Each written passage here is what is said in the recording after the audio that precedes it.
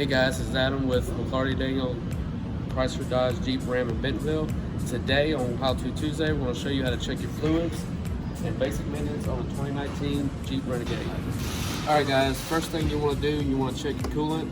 Make sure it's at the full level, make sure it's got the right color in it. You can open this, but do not open it hot. You don't want to cause any kind of injury to yourself because it is really, really hot.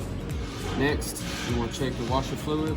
Just open this up, look down into the neck here. If you see it, you're good. If not, you can add a little bit, good to go. Right here, you want to check your brake fluid, make sure it's up to the level. If it's not, I would definitely get your brakes checked because that's a good indicator that you're getting low on your brake pads.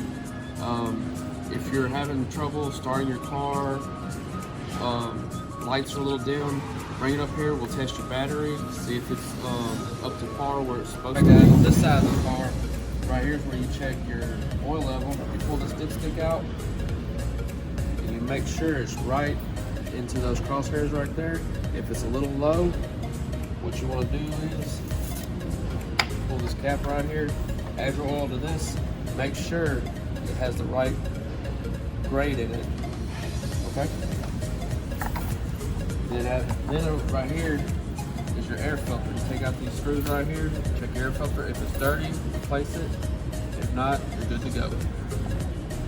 And remember guys, for the month of April, first responders and medical staff get free oil changes. Everybody else is $19.95. So it's never been a better time to get your car serviced.